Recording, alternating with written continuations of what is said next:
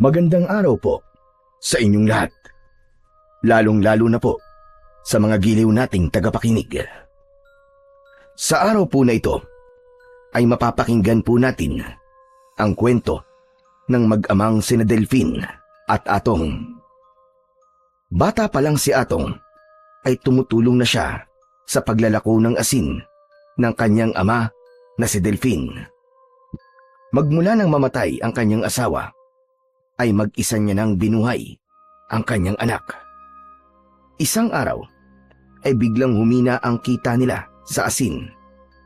Hanggang isang araw ay may nakapagsabi sa kanila na meron pa silang isang baryo na hindi pa napaglalakuan ng asin. Dahil sa malaki raw ang kikitain nila sa baryong yon, pinuntahan yun ng mag-ama. Dito nila makikilala ang isang kapitan na magbabawal sa kanila na maglako ng asin sa lugar na yon. Ano kaya ang lihim na matutuklasan nila sa baryong yon? Magagawa kaya nilang matalo ang pinuno ng mga aswang na asbo? Sama-sama po nating pakinggan ang buhay at pakikipagsapalaran ng mag-amang maglalako ng asin.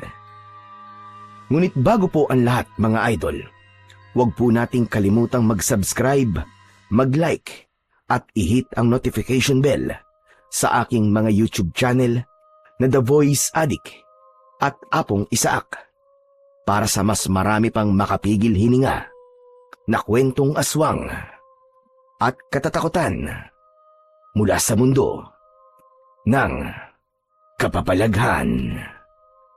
Umpisahan na po natin ang kwento.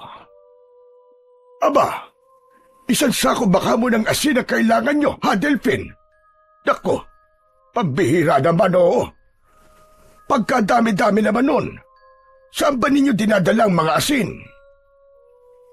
Balak po sana namin, Lolo Nilo, na maglako po dun po sa dulo ng baryo. Medyo mahina na po kasi ang bentahan sa atin ngayon eh. Saka, mabilis lang po maubos ang isang sakong asin. Pupunta po kami sa mga karatig baryo. Hindi ba't halos nalibot nyo na ang mga baryo nung nakaraang araw? Baka naman malayo na ang marating ninyo niyan. Abay, mag-iingat kayo. Kahit matagal na akong nakatira sa lugar na ito, meron pa rin na mga lugar na hindi dapat pinupuntahan ng mga tao. Lolo Nilo, kahit saan naman po ako makarating, ay nasisiguro ko naman na palagi kaming ligtas. Kaya naman wag na ho kayong masyadong mag-alala. Isa pa, maglalako lang naman po kami ng asin . Sa tingin ko naman ho walang mangyayaring masama sa amin ng anak ko. Ay siya, sige na, ikaw na ang bahala. Ang sakin lang naman konting paalala lang. Alam mo naman na magmula nang makilala kita, ay hindi ka na iba sa akin. Pamilya na rin kita. Kayong dalawa ng anak mo. Teka, diyan ka muna, titignan ko lang. Nako, paano ba to, Delphine? Isang sako na lang pala ng asin ang natitira sa bodega ko. Ayos lang po yun, Lolo Nilo. Ang mahalaga po meron kaming ilalako ng anak ko. Teka, Delphine, nasa na ba ang anak mo si Atong?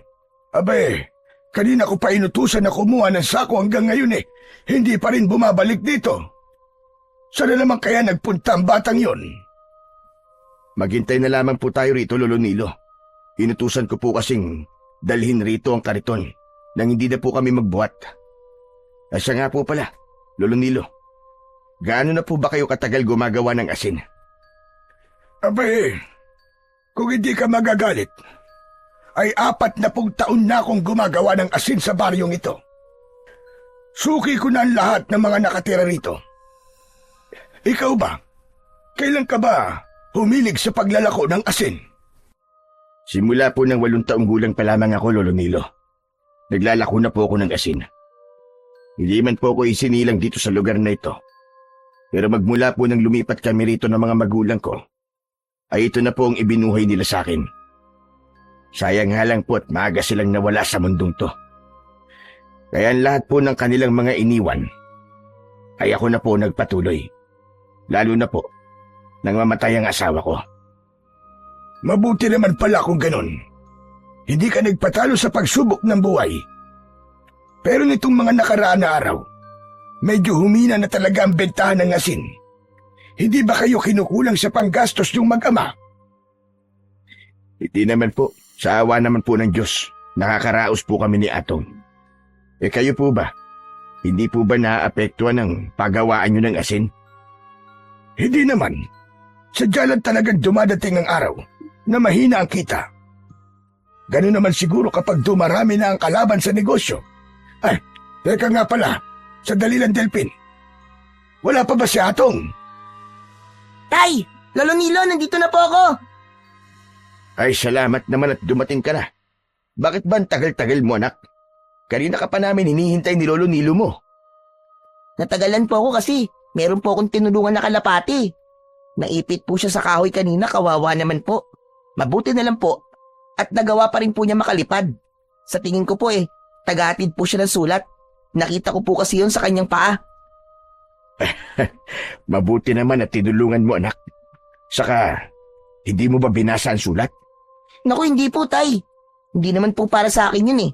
Ang gusto ko lang po ay makatulong. Baka po kasi mahalagang impormasyon ang daladala po niya. Ay nako, pambihira talaga ang anak mo, Delphin. Manang-mana sa iyo.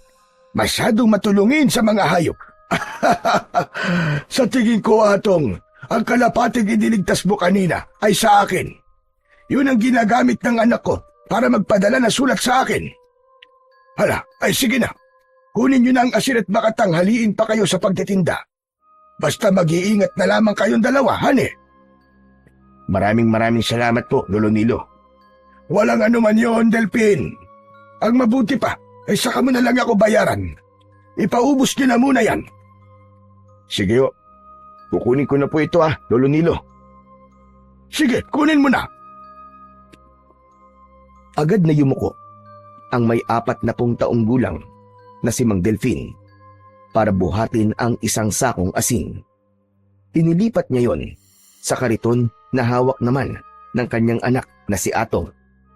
Magmula nang mamatay ang kanyang asawa, ay mag-isa niya nang itinaguyod ang kanyang anak. Mahilig din siyang gumawa ng mga agimat na natutunan naman niya sa namatay niyang si Lolo Felix. Si Atong naman, na edad 10, ay matagal nang tumigil sa kanyang pag-aaral. Sakitin kasi siya nung bata pa. Kaya ang pagtulong na lamang sa kanyang ama ang naging libangan niya upang hindi siya malungkot. Pakiramdam niya kasi ay pabigat lamang siya sa kanyang ama kapag mananatili lamang siya sa bahay. Bata pa lang ay mahina na ang kanyang baga. Kaya para hindi mag-alala ang kanyang ama, ay palagi siya nitong isinasama sa paglalako.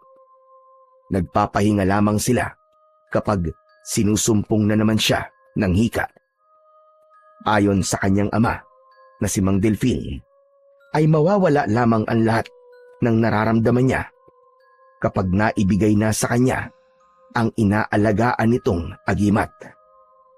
Maya-maya pa, habang tinatahak nila ang daan sa mabatong kalsada, ay umalingaw-ngaw na ang sigaw ni Atong. Asin! Bili na po kayo ng asin, mga suki! Bili na po kayo! May asin na po ulit kami! 10 piso lang po ang isang takal sa baon ng nyog! Murang-mura na po!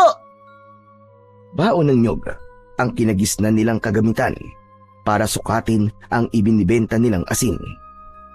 Habang naglalakad, ay panay din ang sigaw ni Delphin. Ang baryo ng Bunti ay sagana sa alamang o maliliit na hipon na ginagamitan nila ng maraming asin. Kaya nakapagtataka na sa mga oras na yon ay hindi na bumibili ang mga tao ng asin sa kanila. Nang mainip si Atong sa paglalakad, ay hindi niya maiwasan ang hindi kausapin ang kanyang ama. Tay, di po ba ang asin po ay gawa sa tubig dagat? Baka kaya po walang bumibili po sa atin ng asin ay dahil madalas na po na may natatagpuan na patay na tao sa dagat. Siguro nga'y dahil doon, anak.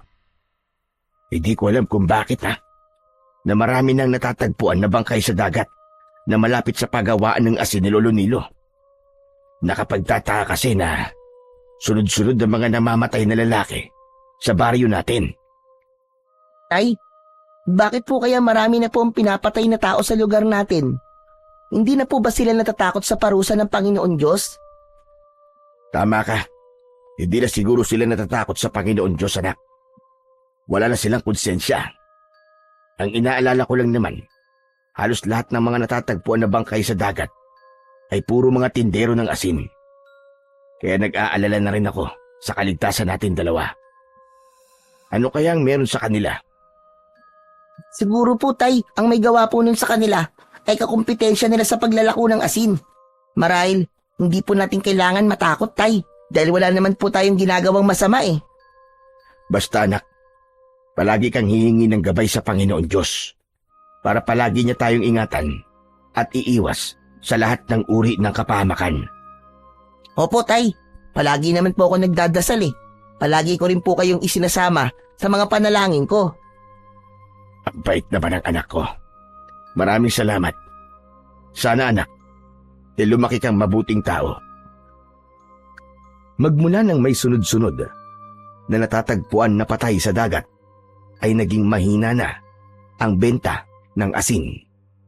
Isang misteryosong pagkamatay ng mga tindero na hanggang ngayon ay hindi pa rin nalulutas. Marami ang lumalabas na hinala, ngunit wala pa namang napapatunayan. Maya-maya pa ay muling ipinagpatuloy ni Delphin ang pagtutulak sa kariton. Panay din ang alok nila sa mga tao na dumadaan. Subalit, tinitignan lamang sila ng mga ito. Kaya naman, hindi na nakatiis si Atong at muli siyang nagsalita. Ay, magpahinga na po muna tayo. Para po kasing nakakapagod na ang init ng sikat ng araw. Ganun ba anak? Sige, ititigil ko tong kariton pagdating natin sa tapat ng tindahan ni Emily. Bibili na rin tayo ng maiinom mo, saka ng tinapay na makakain natin. Sigurado akong nagugutom ka na dahil hindi ka naman nag-almusal kanina eh. Tumango si Atong sa sinabing yun ng kanyang ama. Kasunod ng malalim na buntong hininga habang sakay siya ng kariton na tulak-tulak ni Mang Delphin. Ginagawa yun ni Mang Delphin para hindi mapagod ang kanyang anak sa paglalakad. Lumipas pa ang ilang minutong pagtutulak niya ng kariton ay wala pa rin na bumibili sa kanila ng asin. Maya-maya pa ay natanaw niya na ang tindahan ni Emily. Pagkarating nila sa tindahan ay agad na bumaba si Atong sa kariton. Naupo siya sa mahabang bangko na gawa sa kahoy. Pagkatapos si Delphin naman ay dumukot ng pera sa bulsa ng kanyang pantalon at tinawag ang may-ari ng tindahan. Emily! Emily, pabili nga ako ng 2 tinapay at 2 soft drink. Oh, ikaw pala, Delphin. Sige, hintayin mo ako dito at kukuha muna ako ng soft drink. Agad na kumilos ang may 40 taong gulang na si Ginang Emily. Ito ang nagmamay-ari ng nag-iisang tindahan sa bukana ng baryo ng Bunti. Matagal na itong nakatira doon, kaya't sanay na sila kay Emily. Bihira itong magsalita at hindi madalas na lumalabas ng bahay dahil ayon sa mga tao na nakakakilala sa babae ay wala raw itong maaasahan na magbabantay sa tindahan nito dahil walang pamilya si Emily. Pagkalipas ng ilang minuto ay iniabot na sa kanya ang binibili niyang 2 tinapay at 2 soft drinks. Oh, heto Delphin. Medyo malamig na ito, kaya tamang-tama sa init ng panahon. Saan ba kayo nanggaling yan?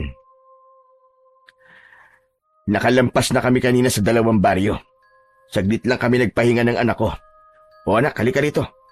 Kunin mo na tong tinapay at soft drinks mo. Tumayo si Atong para tanggapin ang ibinibigay sa kanya ng kanyang ama. Pagkatapos ay naupo na rin si Delphine sa bangko sa tabi ni Atong, habang si Emily naman ay nakaupo rin sa loob ng tindahan nito. Pinagmamasdan nito ang mag-ama sa katitingin sa kariton nila. Mukhang hindi pa kayo nakakaubos ng asin ha. Teka, saan niyo ba balak na pumunta? Hindi ko pa nga alam, Emily. Bahala na. Kung hindi man maubos, ay uuwi na rin kami kagad. Mahirap na. Baka maabutin pa kami ng karpyo sa daan. Abay, tama lang. Lalo pat kasama mo ang anak mo si Atong. Menor de edad pa naman yan. Kung hindi naman sana sa mga lalaking pinapatay dito sa baryo natin wala naman sanang karpyo. Tama ka dyan, Emily. 6:00 pa lang ng gabi. Nasa loob na ng bahay ang mga tao. Hindi na tuloy nagagawa ng mga bata ang masasayang paglalaro sa labas ng bahay kapag maliwanag ang sikat ng buwan. Hay nako, sinabi mo pa. Masyado ng tahimik ang baryong ito. Kaya kung minsan, parang nakakalungkot na rin na tumira rito. Habang nakikinig si Atong sa pag-uusap ni namang Delphine at Emily, kinalabit niya ang kanyang ama at iniabot ang bote ng soft drinks para ibigay yun sa babae. Nang matapos sila sa pagkain, ay nagpaalam na rin si Mang Delphine kay Emily. Tumayo siya at nilapitan ang naghihintay nilang kariton. Akma na sanang itutulak niya ang kariton nang maramdaman niya ang kamay ni Atong sa laylayan ng kanyang damit. Tay, wag na po kaya tayo muna magtinda. Halos nalibot na po kasi natin ang baryo pero wala naman pong bumibili sa atin ng asin Umuwi na lang kaya muna tayo sa bahay, tay.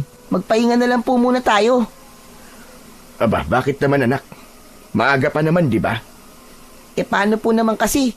Kanina pa po tayo nagtitinda pero konti lang po ang nababawas sa asin natin. Inaalala ko lang naman po na baka mapagod lamang kayo sa pagtutulak po ng kariton. Idagdag niyo pa po ang bigat ko dahil nakasakay po ako dyan Ay nako, wag mo nang isipin yun anak. Kahit na kailan ay hindi ako mapapagod sa pagtutulak ng kariton. Kahit nakasakay ka pa. Teka, sandali nga lang. Sa tono ng pananalita mo alam ko na kung saan na naman pupunta ang usapan natin na to Hindi ka sa pabigat anak ha. Tandaan mo yan. Anak kita Lahat ay gagawin ko para sa'yo dahil mahal kita. Habang nag-uusap ang mag-ama, ay biglang sumingit sa usapan ang may-ari ng tindahan na si Emily. Delphine, lahat na ba ng karatig baryo ay napuntahan nyo na? Sa tingin ko kasi meron pa kayong isang baryo na hindi pa napupuntahan. Subukan nyo kaya roon. Magbaka sakali kayo na baka maraming bumili sa inyo roon ng asin. Ang balita ko pa naman naroroon daw ang malawak na pagawaan ng isdang tuyo at itlog na maalat. Siyak na kailangan nila ng asin doon. Aba, oo nga no Emily. Tamang-tama ang lugar na yun para sa asin. Paano ba ang pagpunta ron? Sundan nyo lang ang kalsadang ito. Hanggang pagsapit nyo sa dulo, sa putol na kalsada na meron tulay na gawa sa tabla. Pagkatapos kumanang kayo ron, makikita nyo ang maliit na baryong sinasabi ko. Tiyak na mauubos ang tindan yung asin doon. Panigurado. Nako, maraming salamat sa impormasyon mo, Emily, ha? Hay nako, wala yon. Sige na, lumakad na kayo. Para bago maghapunan makabalik na kayo rito. 1 oras lang naman na nilalakad ang pagpunta ron. Kaya aabot pa kayo hanggang hapon. Huwag kayo mag-alala. At kung gagabihin naman kayo, ay sasabihan ko si Kapitan na hintayin kayo at huwag na munang isara ang tarangkahan ng baryo natin. Isinasara ang tarangkahan ng baryo kapag sumasapit ang karpyo sa kanilang lugar. Kaya kailangan nilang makabalik bago sumapit ang 6:00 ng gabi. Sige Emily, kailangan na naming umalis ng anak ko. Binalingan ni Delphine ang kanyang anak na nakatayo sa kanyang tabi. Sige anak, sumakay ka na sa kariton. Aalis na tayo para makauwi rin tayo kagad. Tay, sigurado po ba kayo? Sa tingin niyo po ba may bibenta natin ng asin sa baryong yon? Oo naman anak, tiwala lang. Hindi ba narinig ang sinabi ni Emily? Kaya tara na, umalis na tayo. Hinawakan ni Delphine ang kanyang anak sa balikat, saka ito sumampa sa kariton at ipinagpatuloy na niya ang pagtutulak. Sinunod niya ang sinabi ni Emily. Pagkalipas ng 1 oras na paglalakad, sa wakas ay narating nila ang putol na kalsada na merong tulay na gawa sa kahoy. Tumigil sila sa paglalakad at pinagmasdan ang daan. Tay, tutuloy pa rin po ba tayo? Oo anak, ngayon lang ako nakarating sa lugar na ito. Pero sa tingin ko naman, ay may magandang mangyayari sa pagpunta natin dito. Sige na, kumapit ka na muna at medyo pataas na ng konti ang daan natin. Buong lakas na itinulak ni Delphine ang kariton habang nakaupo si Atong sa unahan. Maya-maya pa ay nakatawid na sila sa tulay. Tumambad sa kanilang paningin ang makipot na daan na merong mataas na puno sa gilid. Malamig ang simoy ng hangin at konti lang ang liwanag na pumapasok sa loob ng kakawyan. Tanging ang maririnig lang ay ang tunog ng gulong ng kanilang kariton. Habang tinatahak nila ang daan, ay nakikiramdam lang ang mag-ama sa kanilang paligid. Tumagal pa ang paglalakad ni Delphine ng halos kalahating oras bago lumitaw sa kanilang harapan ang luma at sirang arko ng baryo. Sa pagkakataong yun, ay tuluyan ng nag-alala ang mag-ama. Tay, sigurado po ba kayo na tutuloy pa rin tayo sa lugar na to? Para kasing masyado pong liblib at tahimik ang baryong to. Nakakatakot po, Tay. Anak, bakit ka naman matatakot? Hindi mo pa nga nakikita ang itsura ng baryong pupuntahan natin eh. Alam mo ba na pabor sa atin to? Dahil natitiyak ko na marami ang bibili ng asin sa atin. Tsaka, huwag kang mag-alala. May dala naman akong agimat eh. Kahit papano, may proteksyon tayo sa mga elementong nakatira sa paligid. Nang mabanggit ni Mang Delphine ang tungkol sa agimat, kinapa niya ang kanyang leeg at nag-aalalang napatingin sa mukha ng kanyang anak na si Atong. Anak, ang agimat ko nasa na? Saglit na nag-isip si Atong dahil hindi niya maalala kung saan ba niya nakita ang kwintas ng kanyang ama. Tay, parang nakita ko po ang agimat nyo sa ibabaw ng lamesa kanina. Akala ko po nakuha nyo yun eh. Anak na nga. Bakit hindi mo sa akin pinaalala, anak? Nakalimutan ko tuloy isuot. Tay, ngayon ko lang naman din kasi naalala eh. Nang magtanong po kayo. Pasensya na po, Tay. Nawala rin po kasi sa isip ko eh. Anak ng teteng, oo. Paano na to ngayon? Yung pa naman ang inaasahan ko mabisang proteksyon laban sa mga masasamang elemento na nakatira sa mga ganitong klaseng lugar. Hindi pa naman natin mababalikan yun dahil masyado na malayo ang lugar na to sa bahay natin. Pwede naman po tayong magtinda ng asin, Tay, kahit hindi niyo po dala ang agimat. Pero kapag suot ko ang agimat ko, anak, saka lang din mapapanatag ang loob ko. Pero Tay, kayo na rin po ang nagsabi, di ba, na palagi po tayong ginagabayan ng Diyos. Kaya, ano po ang inaalala nyo?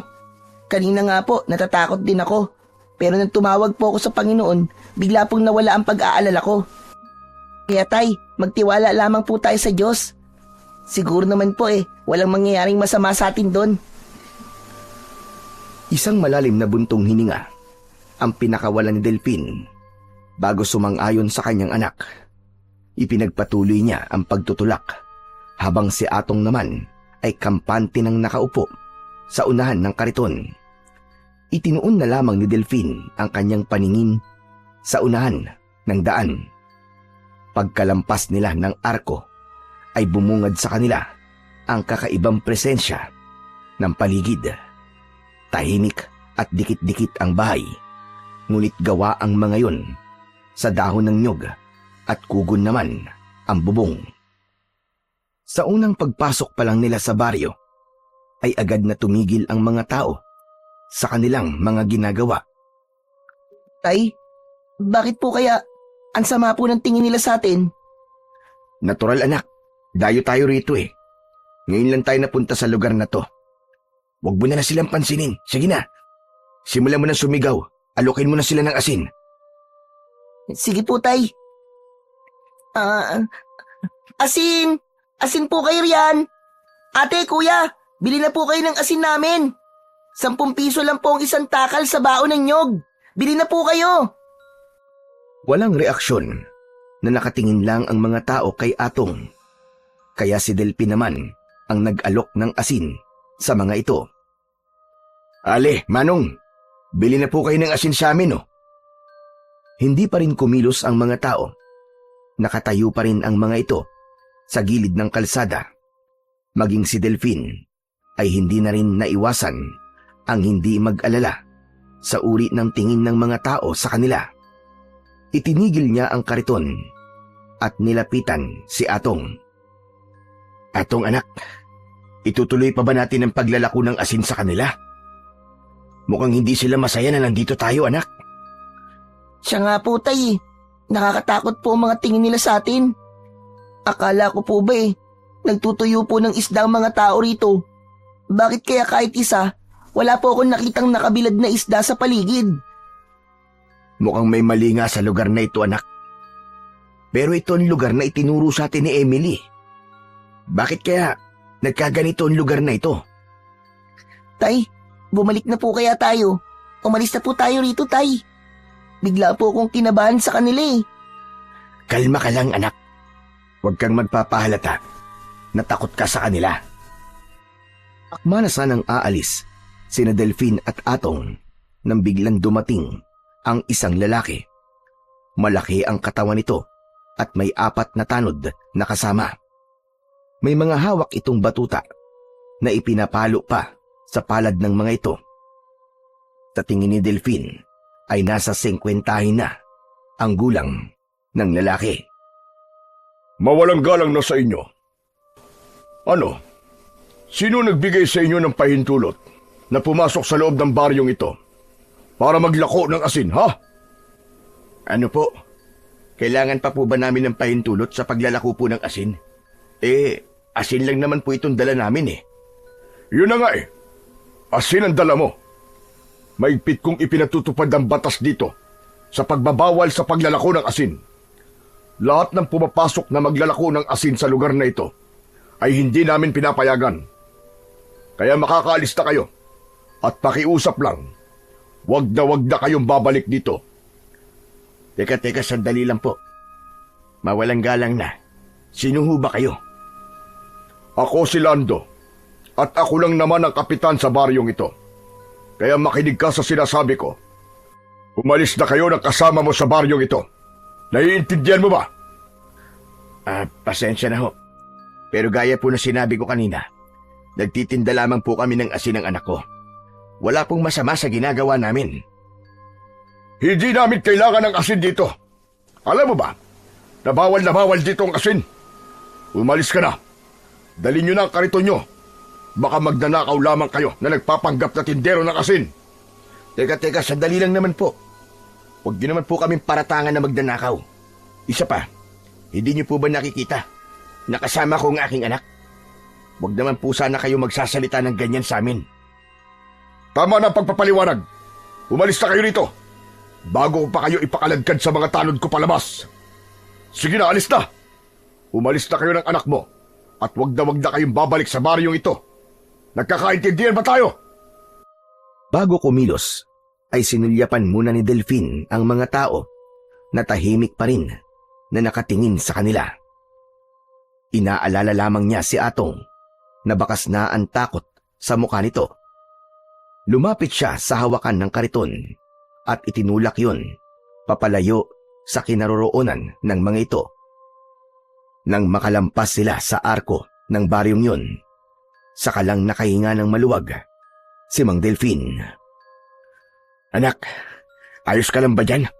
Opo, Tay, ayos lang po ako. Hindi na po ako kinakabahan. Pasensya ka na, anak, ha? Hindi ko gustong marinig mo ang mga sinabing yun ng kapitan. Huwag niyo na pong isipin yun, Tay. Ang mahalaga po, nakalista po tayo sa lugar nila. Ang ipinagtataka ko lang naman po bakit po kaya bawal po ang asin sa baryong yun? Yun na nga rin ang iniisip ko, anak Kanina pa. Isa pa, anak. Nakita mo ba ang reaksyon ng mga tao na naroroon? Para bang wala sa kanilang mga sarili? Meron pa po akong ibang napansin sa anyo nila, Tay. Para bang takot na takot po sila sa asin. Saglit na napaisip si Delphine. Kaya siguro walang kahit na sino ang sinusubukang lumapit sa kanila kanina. Dahil ang mga taong nakatira roon ay takot sa asin. Habang tulak ni Delphine ang kariton, ay bigla niyang naalala si Emily. Bakit kaya doon tayo pinapunta ni Emily? Alam kaya niya na ganun ang itsura ng baryong yun? Ang mabuti pa po kaya tanungin po natin siya, Tay. Tumango si Delphine sa sinabing yon ng kanyang anak. Saka ipinagpatuloy ang kanilang paglalakad. Pagkalipas ng 1 oras na pagtahak sa daan, narating nila ang tindahan ni Emily. Nangihina na napaupo si Mang Delphine sa bangko. Samantalang si Atong naman ay bumaba ng kariton at tumabi sa kanyang ama. Tay, wala man lang po tayong naibenta na asin. Paano po natin mababayaran si Lolo Nilo? Bahala na, anak. Sa ibang araw na lamang natin siya mababayaran. Teka, nasan kaya si Emily? Pambihira. Napagod lang tayo at nabulyawan pa ng Kapitan Lando na yun. Alam mo, anak, sa tingin ko, takot sa kanya mga taong nandun Sa tingin ko nga rin po, Tay Nabigla rin nga po ako sa mga sinabi niya kanina sa atin. Pinagbintangan ba naman tayo na magnanakaw? Para lamang mapilitan tayong umalis doon. Habang nag-uusap ang mag-ama, ay lumabas sa tindahan si Emily. Nang makita sila nito, ay bahagya pa itong nagulat. Kaya naman, dala ng pagtataka, ay lumapit pa ito mismo sa kanilang harapan at agad na nagtanong. Oh, Delphine, Atong, anong nangyari sa lakad niyong dalawa? Bakit narito na kayo? Naubos na ba ang tinda niyong asin? Ay nako, hindi yun ang nangyari, Emily. May nangyari sa amin doon, kaya bumalik kami kagad at hindi na nakapaglako ng asin. Mali kasi ang sinabi mo tungkol sa baryong yun Hindi magandang lugar na yun. Pinalayas pa kami ng kapitan at bawal daw na magtinda ron ng asin.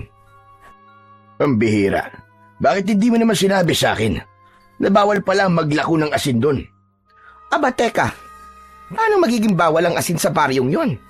Kailangan nila yun sa kanilang mga hanap buhay. Imposible naman yata yung sinasabi mo sa akin ngayon, Delphine.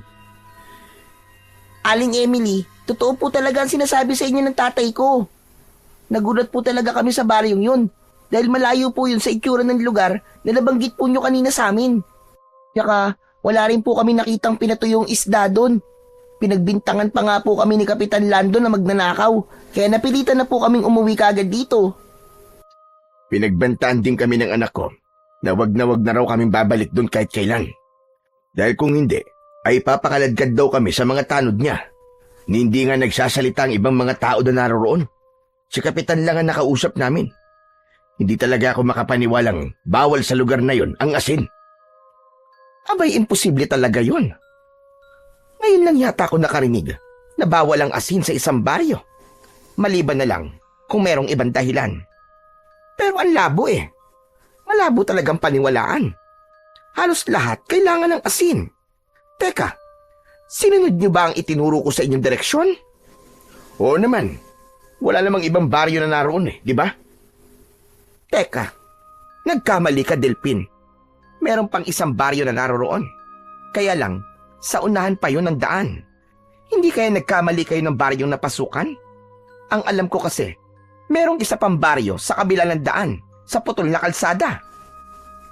Aling Emily, paano naman po kami magkakamali ng baryo na napuntahan ni tatay? Sinunod naman po niya ang sinabi nyo. May posibilidad na nagkamali nga kayo ng baryong napasukan. Baka naman, tumawid pa kayo ng tulay. Aba oo, Tumawid nga kami ng tulay, Emily. Lagot na.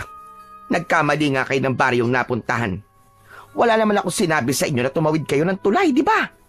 Ang sabi ko sa inyo, pagkarating nyo ng dulo ng putol na kalsada sa may tulay, kumanan kayo, hindi ba? Diyos ko, hindi ko naintindihan ang direksyong sinabi mo kanina, Emily. Baka nga nagkamali kami ni Atong ng baryong napuntahan. O, kita mo na. At ang baryong napuntahan nyo ay baka tirahan ng mga aswang, kaya takot sila sa asin. Bigla ang pagbundol ng kaba sa dibdib ni Delphine nang maintindihan lahat ang mga sinabi ni Emily. Aswang baka mo, Emily? Teka. Pero imposible naman yata yun. Matagal nang walang aswang sa lugar na ito. Paano kung tama ang sinabi ko, Delphine? Paano nyo ipapaliwanag ang tungkol sa asin? Hindi kagad nakapagsalita ang mag-ama. Dahil doon ay nagkatinginan sila ni Atong. Alam ni Mang Delphine na karamihan sa mga nilalang ng dilim ay takot talaga sa asin. Kahit hindi pa siya nakakakita ng aswang, ay batid niya na ang mga ganong klaseng nilalang. Dahil sa mga naging kwento noon ni Lolo Felix sa kanya, kaya isang plano ang nabuo sa isip ni Delphine. Yun ay ang bumalik sa baryo upang masigurado kung tama ba ang hinala niya na mga aswang nga ang nakatira sa baryong yun. Teka, Delphine, ano na ba ang plano mo ngayon? Bala ko pa sana magtinda ng asin. Kaya lang, parang masyado ng mahaba ang araw na to para sa amin ni Atong. Bigla ako napagod sa mga nangyari sa amin kanina. Baka kailangan na muna naming umuwi para makapagpahinga. Mabuti pa nga. Ipahinga nyo na lang muna yan. Pasensya na kayo. Ang gusto ko lang naman ay makatulong sa inyo. Hindi ko naman akalain na mangyayari sa inyo yon. Nakapanghihinayang talaga. Dahil hindi naman ganong klaseng baryo ang tinutukoy ko. Masaya ang lugar na sinasabi ko sa inyo. At talagang maraming tao na pumupunta doon. Hayaan mo na yun, Emily. Ang mahalaga ay ayos na kami ng anak ko. Maraming salamat pa rin sa'yo. Alam ko naman na nagmamalasakit ka lang sa amin ng anak ko.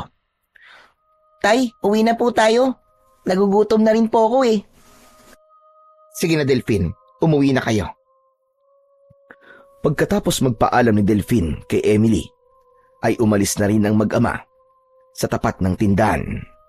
Habang tulak ni Delphine ang kanilang kariton, ay bigla siyang tinanong ng anak niyang si Atong. Tay, sa palagay niyo po ba, aswang po ang mga nakatira sa baryong yon? Oo, anak. Ngunit kailangan muna nating makasigurado. Ano pong ibig niyong sabihin, Tay? Babalik tayo ron, anak. Kailangan ko lang maisagawa ang pagbibigay sa iyo ng agimat para ligtas ka sa lahat ng oras. Malaki rin ang maitutulong ng agimat sa kalusugan mo. Ano po bang klaseng agimat yun, Tay? Katulad po ba ng suot niyong kwintas? Hindi, anak. Ang agimat na ginawa ko para sa iyo ay kakaiba sa lahat.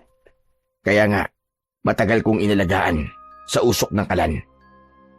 Pero, mga seers naman po ang nakita kong nakasabit sa bubong sa tapat ng kalan natin eh. Yun po ba yung agimat na tinutukoy niyo, Tay? Wala naman pong kakaiba ron ah. Anak, ang mga kabayong dagat na nakalawit sa bubong natin, yun ang agimat na may kakayahang pangalagaan ka laban sa mga aswang. Maniwala ka, anak, kakaiba yun. Talaga po? Kaya po ba nanguhuli kayo ng mga kabayong dagat ay para po ibigay sa akin bilang agimat? Ang buong akala ko pa naman po ay gamot lang yun sa hika. Hindi, anak. Hindi lang yun gamot sa hika, kundi mabisang pangontra sa aswang at mga elementong hindi nakikita ng pangkaraniwang tao. Maganda yung gawing agimat. At alam mo ba, anak, mabisa rin yung pangontra sa lason na nanggagaling sa kuko at kagat ng mga aswang. Sa oras na maisuot mo ang pinatuyo na kabayong dagat o seahorse, magkakaroon ka ng kakayahan na kasimbilis ng kabayo. Magtataglay ka ng kapangyarihan na parang sa asido. At higit sa lahat, gagaling ka na sa sakit mo. Ang husay niyo naman pong gumawa ng agimat, Tay. Parang hindi na po ako makapaghintay na maibigay niyo po yun sa akin. Para sa'yo talaga yun, anak. Sige na, kumapit ka na mabuti at bibilisan ko ang pagtutulak ng kariton. Gutom na rin kasi ako eh. Malalaki ang hakbang ng paa na itinulak ni Delphine ang kariton. Si Atong naman ay hindi mawala ang matamis na ngiti sa labi nito. Pagkalipas ng ilang minutong pagtutulak ng kariton, sa wakas ay narating na nila ang kanilang bahay na nakatirik sa gitna ng palayan na malapit naman sa dagat na pagawaan ng asin ni Lolo Nilo. Pumasok sila sa loob ng bahay at tumambad nga sa kanilang paningin ang kwintas na naipatong ni Mang Delphine sa ibabaw ng kanilang lamesa. Kinuha niya yon at nanghihinayang na napatingin sa kanyang anak na naupo naman sa harap ng lamesa. Sayang talaga. Kung nadala ko lang to kanina, marahil nalaman na kagad natin kung aswang ba mga taong yun o hindi, anak. Paano po ba malalaman, Tay, kung aswang po ang kaharap nyo? Kapag uminit ang palawit ng agimat. Saan po ba gawa ang agimat nyo, Tay? Bakit po parang iba yan sa mga agimat na ginawa nyo? Talagang kakaiba rin ito, anak. Dahil ito ang bertud ng pinatigas na asin hanggang sa maging bato. Paano naman po, Tay, kung mabasa po yan ng ulan? Hindi po ba matutunaw yan? Nako, hindi, anak. Matagal kong inalayan ng orasyon ng bertud na ito. Kaya naging matibay na to at may laban na sa tubig. Tay, hindi pa po ba tayo kakain? Ay, oo nga pala, anak, ano? Munti ko na makalimutan, ha? O sige, diyan ka lang, ha? At iinitin ko muna tong kanin. Pinagmasdan ni Atong ang kanyang ama na abala sa pagpapadikit ng apoy sa kalan. Pagkatapos magluto ni Delphine, ay agad siyang naghanda ng pagkain. Habang kumakain, ay muli naman na naungkat ni Atong ang tungkol sa agimat. Tay, kailan niyo po ba ibibigay po sa akin ang agimat? Mamaya, anak, pagsapit ng hating gabi. Sige na, kumain ka na kumain dyan para lumakas ang katawan mo. Opo, Tay. Itinuon na lamang ni Atong ang kanyang atensyon sa pagkain, habang si Delphine naman ay nag-aalalang napatingin sa kanyang anak. Isang malalim na buntong hininga ang pinakawalan ni Delphine bago tinapos ang pagkain. Pagsapit ng hating gabi ay sinimula ni Delphine ang pagbibigay ng agimat sa kanyang anak.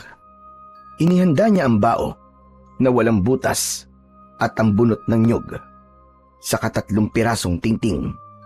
Pagkatapos maihanda ang mga kakailanganin niya, naglatag siya ng sako sa ilalim ng nag-iisang puno sa kanilang bakuran. Kinuha niya rin ang 1 pirasong kabayong dagat. Ginawa niya yung kwintas, saka humarap sa kanyang anak na nakaupo sa gitna ng sako. Anak, habang isinasagawa ko ang pagbibigay ng agimat sa'yo, panatilihin mo lang, anak, na nakapikit ka at wag na wag kang magmumulat ng mga mata mo hanggat wala akong sinasabi. Naiintindihan mo ba, ha? Opo, Tay. Nakahanda na rin po ako. Ginawa nga ni Atong ang utos ng kanyang ama. Marahan siyang pumikit habang naaamoy niya ang usok na nanggagaling sa bao na may baga. Pagkatapos naramdaman din niya ang paglapat ng kwintas sa kanyang leeg. Nang mga sandaling yon, pakiramdam niya ay merong hangin na umiikot sa kanyang kinatatayuan at ang sako na kanyang kinauupuan ay para namang lumulutang sa hangin. Tapos na ako sa pagsasagawa ng ritual, anak. Ngunit panatilihin mo pa rin na nakapikit. Akin ang palad mo at itatapat ko sa usok. Kinuha ni Delphine ang palad ni Atong at itinapat yon sa bao na merong konting usok. Nang mga sandaling yon, hindi alam ni Atong na merong malakas na liwanag na umaaligid sa kanilang kinaroroonan. Habang ang kulay abo na usok na hugis kabayong dagat naman ay nakalutang sa ere at lahat ay sumasanib sa katawan ni Atong. Kaya ang pakiramdam naman ng bata ay biglang lumakas ang kanyang katawan. Nawala ang hingal at naglaho ang nararamdaman niyang sakit sa dibdib. Anak, daan-daan mo nang imulat ang iyong mga mata. Sinunod ni Atong ang sinabi ng kanyang ama. Pagmulat niya ay tumambad sa kanyang paningin ang malakas na liwanag na bumabalot sa kanyang buong katawan. Pinagmasdan niya rin ang suot na kwintas. Naging bato na yon na ang hugis ay kabayong dagat. Tay, paano po naging bato ang seahorse na to? Dahil nagkabisa na ang agimat mo, anak. Magagamit mo na yan laban sa mga nilalang na nagtatago sa dilim. Kaya lang, sa bawat agimat ay mayroon ding kahinaan.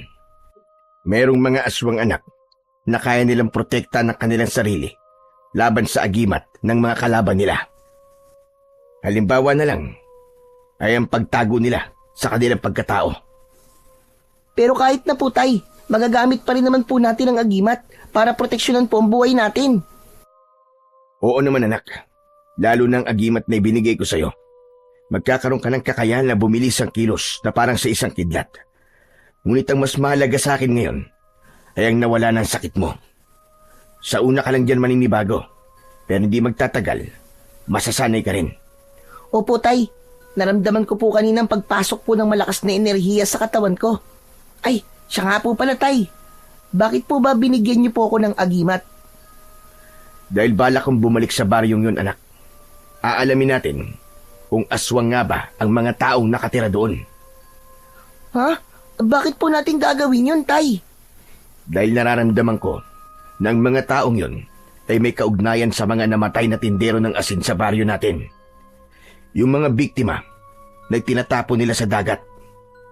Alam ko na ngayon na hindi lang yung isang simpleng pagpatay. Isa pa, meron pa akong mas malalim na dahilan. Hindi sana kita isasama dahil nag-aalala ko sa kaligtasan mo eh. Kaya lang, hindi ko rin naman kayang iwanan ka rito mag-isa. Hindi rin naman po ako papayag, tay, na maiwan po dito na mag-isa eh. Kung mamatay po kayo sa pagpunta ron, gusto ko po, nakasama niyo na rin po ako mamamatay. Anak naman oh, bakit ba yan ang lumalabas sa bibig mo? Ang kamatayan ay hindi maiiwasan. Basta palagi lang tayong tatawag sa Panginoon. Gagawin natin to, anak, para sa kaligtasan ng mga tao sa baryo natin. Hala, sige na. Pumasok ka na sa loob ng kwarto natin. Medyo nagamit ko ang lakas ko kanina, kaya nakaramdam ako ng panghihina. Tumayo si Atong at iniwan si Mang Delpin na nagliligpit ng gamit. Ihahagis na sana niya ang bao nang biglang may napansin siyang anino sa likod ng puno. Napalingon siya ng mabilis sa gawi ng kanyang anak. Mabuti na lang at nakapasok na ito sa loob ng kanilang kwarto. Bigla siyang kinabahan nang mag-init ang suot niyang agimat. Alam ko minamatyagan mo kami. Sino ka? Magpakita ka! Hindi gumagalaw ang aninong nakatayo. Ngunit ang mapula nitong mga mata ay kumikislap sa dilim. Hindi na siya nag-aksaya ng oras. Agad siyang lumapit dito na mabilis pa sa pagpitik ng orasan. Ngunit parang hangin ang nilalang at nawala na kagad ito bago pa man niya ito mahawakan. Inilinga niya ang kanyang paningin sa paligid pero biglang lumitaw sa kanyang harapan ang nilalang at mabilis na lumapat sa kanyang sikmura ang malakas nitong suntok. Napaatras siya ng pasadsad. Pagkatapos ay muling naglaho sa harapan niya ang nilalang. Diyos ko, gabayan niyo po ko. Kakaiba nilalang na umaatake sa akin ngayon. Hindi maaari ito. Pambihira ang kanyang bilis at lakas. Kailangan kong magsagawa ng orasyon para makita ko ang mga galaw niya. Habang bumubulong ng orasyon, si Mang Delpin ay alerto naman siya sa galaw sa paligid. Saktong pagtaas ng kanyang kamay ay nahawakan na niya sa leeg ang kalilitaw pa lamang na nilalang sa kanyang harapan. 2 suntok kagad ang tumama sa mukha nito. Sa bilis ng pangyayari ay hindi niya masyadong naaninaw ang mukha ng kalaban dahil naglaho na kagad ito sa kanyang harapan. Ibinaba ni Delphine ang kanyang kamay at pinakiramdaman ang paligid. Naglaho ang presensyang nararamdaman niya at nawala ang pag-iinit ng kanyang agimat. Palatandaan yon na wala na ang aswang sa paligid. Biglang naisip ni Mang Delphine ang kanyang anak na si Atong, kaya nagmamadali siyang pumasok sa loob ng kanilang bahay. Nadatnan niya itong nagkakabit ng kulambo sa loob ng kanilang silid. Mabuti na lang at hindi narinig ni Atong ang nangyaring labanan kanina. Nanghihina na napaupo sa gilid ng katre si Delphine at biglang nag-alala sa kaligtasan nilang mag-ama. Tay, bakit po parang ang lalim po yata ng iniisip nyo? Ha? Wala to anak. Napagod lang si tatay. Sige na, matulog ka na. Maaga pa tayo bukas. Opo, Tay. Hinaplos ni Delphine ang ulo ng kanyang anak. Saka ito nahiga paharap sa kanya. Nang matulog si Atong, ay hindi na dinalaw ng antok si Delphine. Hindi mawala sa isip niya ang nilalang na umatake sa kanya kanina. Alam na ng kalaban ang kapangyarihan nila at kung saan sila nakatira. Hinala niya ay baka nasundan sila ng isang aswang mula sa baryong napuntahan nila kanina. Kinabukasan ay maagang bumangon si Delphine dahil hindi na naman siya natulog.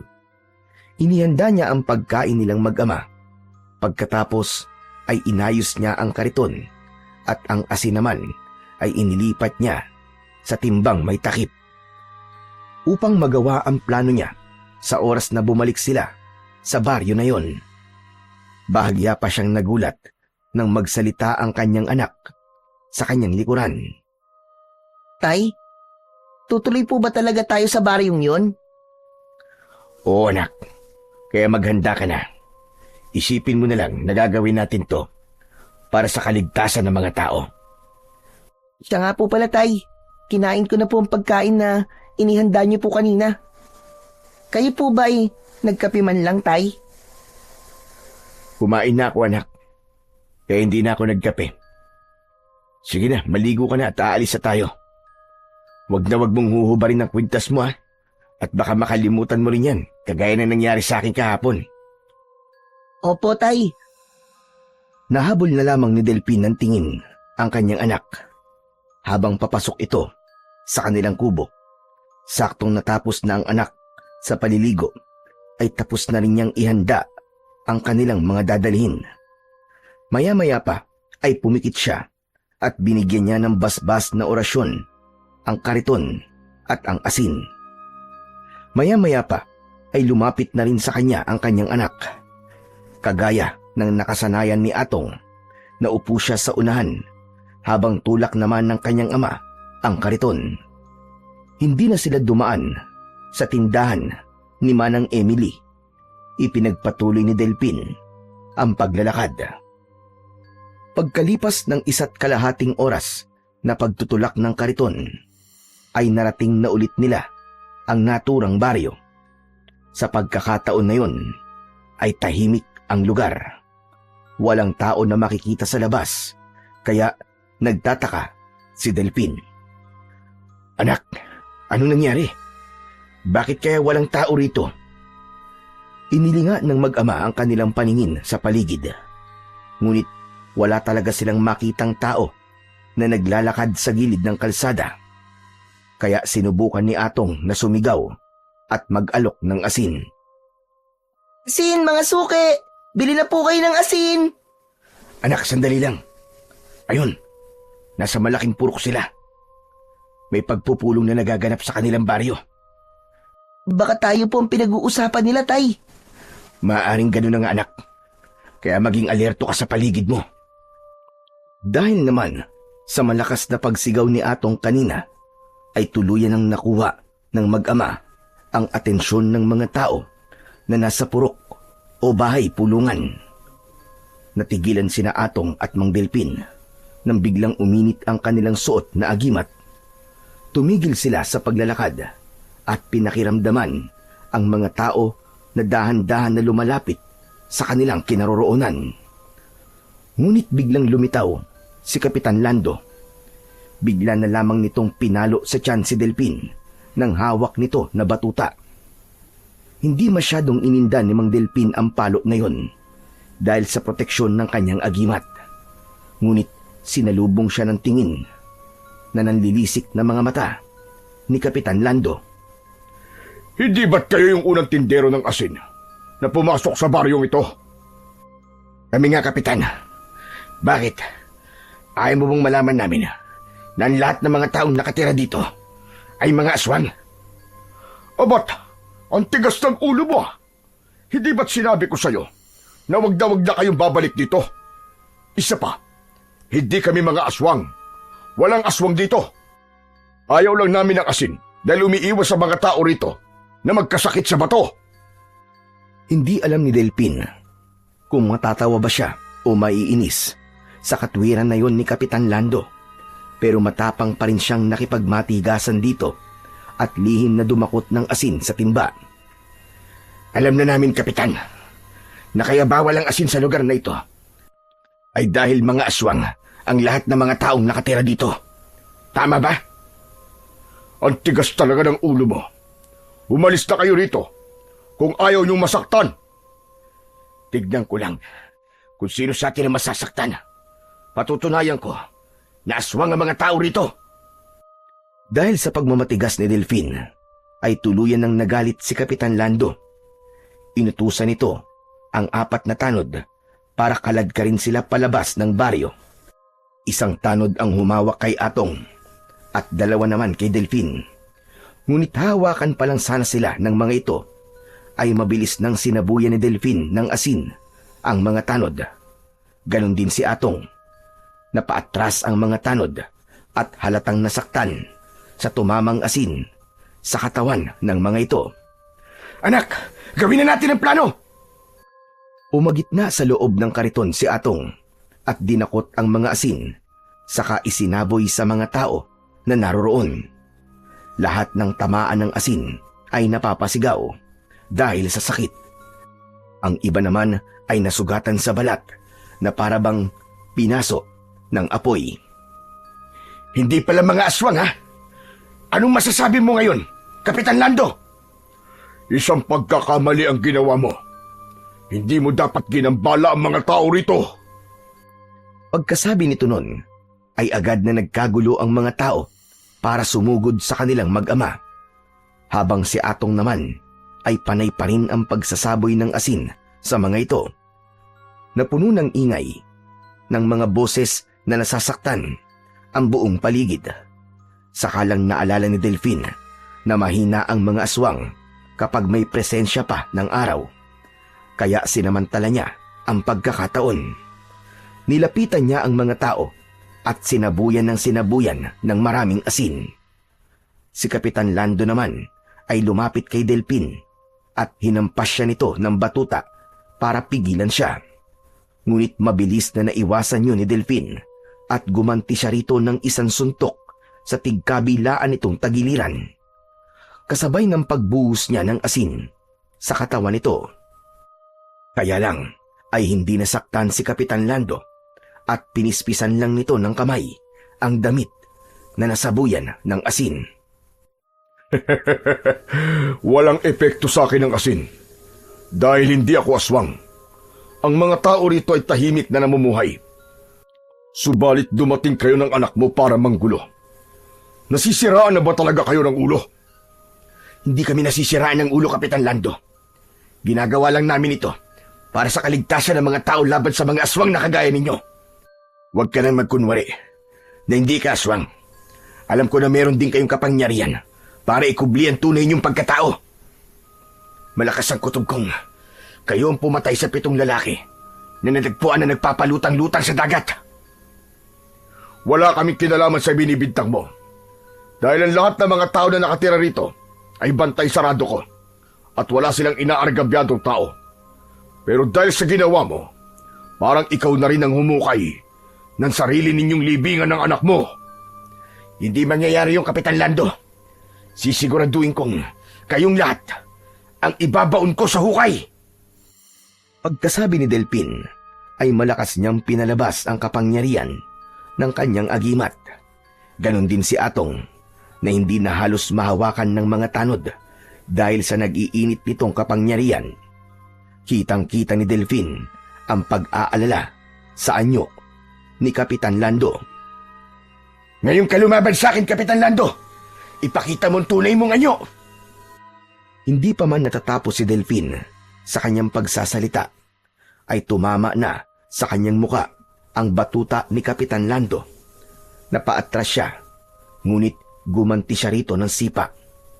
Naiwasan nito ang pag-atake niya at pinalo na naman siya ng batuta sa kanyang binti. Patuloy siyang umaatake kay Kapitan Lando, ngunit dumadaplis lang ang kanyang kamao sa hangin. Tinumbok siya nito ng batuta sa kanyang tiyan. Bumagsak siya sa lupa. Nakita naman ni Atong na nalalagay na sa panganib ang kanyang ama. Mabilis niyang inatake ng sipa sa muka si Kapitan Lando. Tumalsik ito ng 3 dipa at pasadsad na bumagsak sa lupa. Ang mga tao na naroroon ay agad nang sumugod sa kanila ng sabay-sabay. Kaya bago nakalapit ang mga ito sa kanila, ay inubos ni Atong ang asin sa mga ito. Bumagsak ang mga tao sa lupa. Nilapitan niya ang mga ito sa kasinipa isa-isa sa kanilang tiyan. Wala siyang pinalampas. Lahat ay nakatikim sa kanya ng suntok at sipa. Maya-maya pa ay muling nagsalita si Kapitan Lando. Hindi nyo alam ang ginagawa nyo, kaya tigilan nyo na ito. Wala silang kinalaman sa mga namatay na tao sa baryo nyo. Sinisiguro ko yan sa inyo. Magsisisi kayo mag-ama. Hindi kami magsisisi, Kapitan. Dahil ginagawa namin kung ano sa tingin namin ay tama. Isa pa, mga aswang sila na hindi na dapat mabuhay pa sa mundong ito. Ang dapat sa kanila ay mamatay. Hindi pinakinggan ni Delphin ang mga sinasabi ni Kapitan Lando. Umatake siya rito at tinamaan niya ito ng suntok sa muka at dibdib gamit ang kanyang kamao. Ngunit sa kabila ng pambubugbog niya sa mga tao, ay hindi na lumaban ang mga ito sa kanila. Sa halip ay lumuhod ang mga ito sa harapan nilang mag-ama at nakiusap na sila ay pabayaan ng mabuhay sa baryong yun dahil wala raw silang kasalanan sa pagkamatay ng mga tao. Bumangon si Kapitan Lando at galit na kinausap si Delphin. Huwag mong sayangin ang kapangyarihan mo. Dahil sa oras na mapatay mo ang mabubuting aswang, mawawala ng bisa ang agimat mo. Kilala kita. Natatandaan ko na ngayon kung saan kita unang nakita. Sa Kakauyan, doon kita nakita. Ikaw si Delphin. Ang anak mo ay si Atong. Ikaw ang asawa ni Leia, tama ba? Ano ba ang pinagsasasabi mo? Naaalala ko pa noon, habang buhat mo ang asawa mo, na ang buong akala mo ay pinatay siya ng isang mabangis na hayop. Aswang ang pumatay sa kanya, Delphin. Hindi ko sinasabi sa iyo ito para pilitin ka maniwala. Pero sana naman, makita mo na mabuting nilalang ang lahat ng mga aswang na nakatira rito dahil ni minsan ay hindi nila kayo sinaktan. Dahil sa mga narinig, ay naluluwang nagtanong si Atong sa kanyang ama. Tay, totoo po ba sinabi ni Kapitan Lando? Totoo bang pinatay si nanay ng aswang? Anak, sandali. Magpapaliwanag ako. Hindi ko rin alam na aswang ang pumatay sa nanay mo. Ang buong akala ko talaga noon ay pinatay siya ng isang mabangis na hayop. Pero, bakit hindi niyo po sinabi sa akin ang buong katotohanan sa pagkamatay ni nanay? Hinintay niyo pa po. Nasa iba ko pa malaman ang nangyari sa kanya. Ang sabi niyo po, namatay siya dahil sa sakit sa baga. Bakit niyo po inilihim sa akin yun, Tay? Bakit? Anak, magpapaliwanag ako. Pakinggan mo naman ang sasabihin ko. Wag na po, Tay. Narinig ko na po ang lahat. Hindi niyo na po kailangan magpaliwanag. Anak, hindi ko sinasadya na ilihim sa iyo. Ginawa ko lang yun para hindi ka masaktan. Ngunit alam ko na ngayon na meron din akong pagkakamali. Kaya nakikiusap ako sa iyo, anak. Patawarin mo ko. Sana pakinggan mo rin ang paliwanag ko. Sana maintindihan mo kung bakit ko yun nagawa.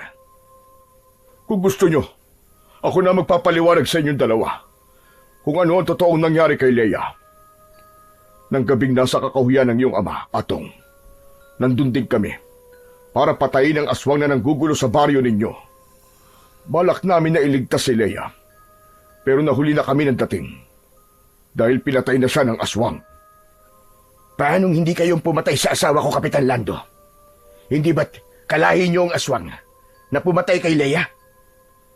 Kalahi, pero hindi ka ugali. Sana maniwala ka.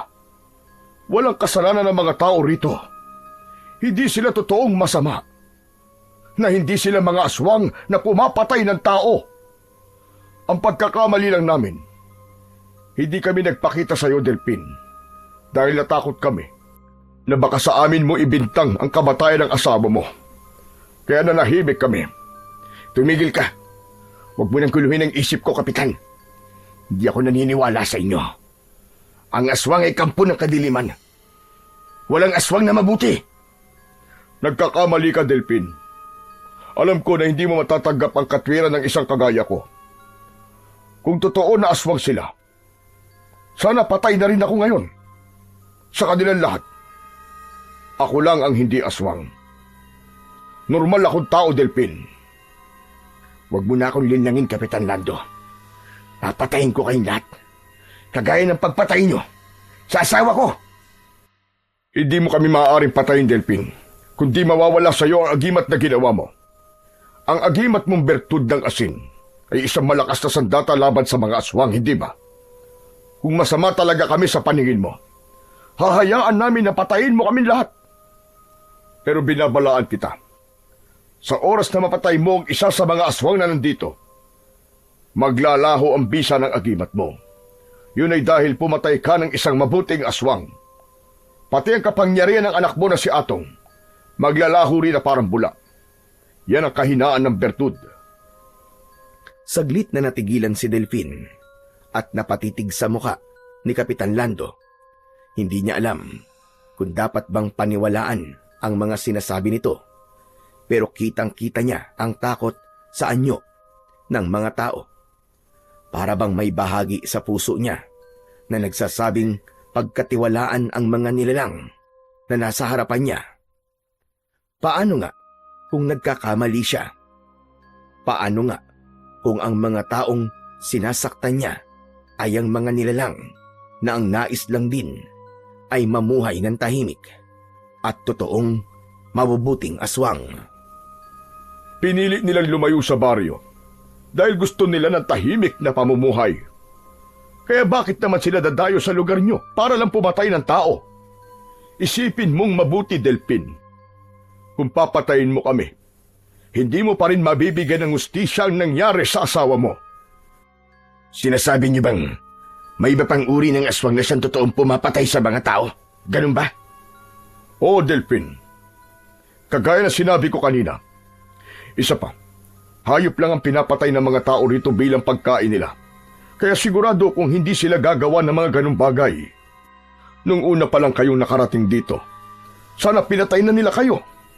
Pero pinilit ng mga tao na lumayo sa inyo at hindi kumilos para saktan kayo. Hindi ba't ng mga sandaling yon, wala kang suot na agimat, tama ba ko? Kung tutuusin, hindi na nila hahayaan na makaalis kayo ni Atong dito ng buhay. Ngunit kagaya ng mga sinabi ko, hindi sila masasamang aswang. Intindihin mo naman sana ang sinasabi ko sa iyo.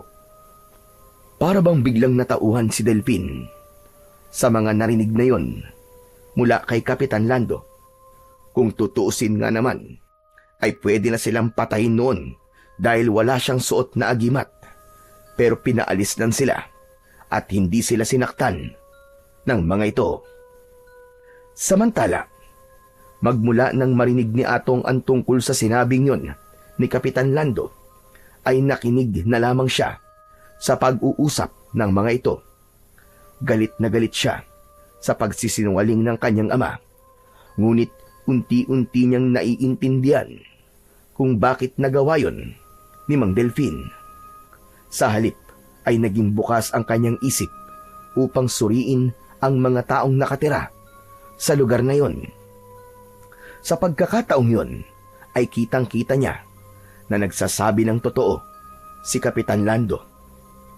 Kaya hindi na siya nakatiis at kinausap niya ang kanyang ama. Tay, umalis na po tayo rito. Pakiramdam ko po nagsasabi po sila ng totoo. Hindi sila masasamang nilalang, kagaya ng pinaniniwalaan natin. Ang pagkamatay po ni nanay ay ibang aswang ang may gawa nun sa kanya. Kung sino po may kasalanan, siya lang po ang dapat na managot at hindi na po natin kailangan mandamay ng ibang aswang. Dahil lamang sa kauri niya ang pumatay kay nanay. Tama ang anak mo, Delphin. Wala talaga kaming kasalanan. Kung ayaw mo maniwala ang mabuti pa, tanungin mo si Tatay Nilo. Dati, madalas kayong ikinikwento sa akin ni Tatay Nilo sa pamamagitan ng pagpapadala niya ng sulat sa Kalapate. Alam niyan tungkol sa lugar na ito. Anak niya ako, at totoo na ako lang ang hindi aswang dito.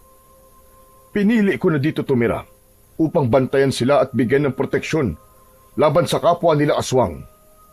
Kaya sana, makatulong sa inyo sasabihin ni Tatay bilang patunay na nagsasabi ako sa inyo ng totoo.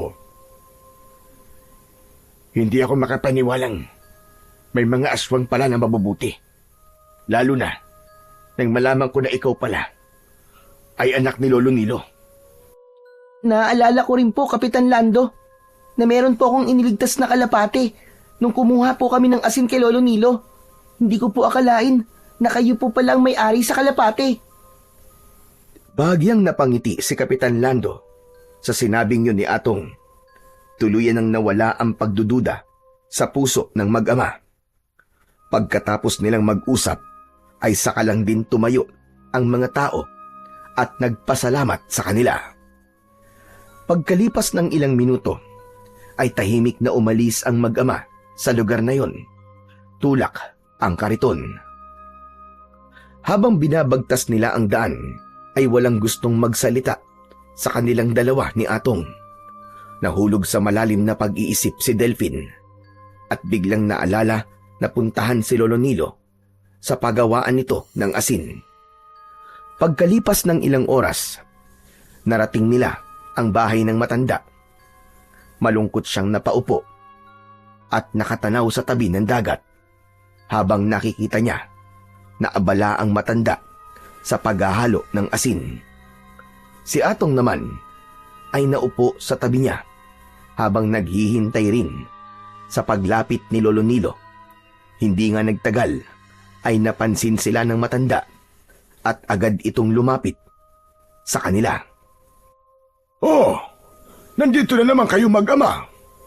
Naubos na ba ang asin ninyo? Kukuha na ba ulit kayo? Hindi po, Lolo Nilo. Gusto ko lang po kayong kausapin. Aba, tungkol ba saan ang pag-uusapan natin, Delphin?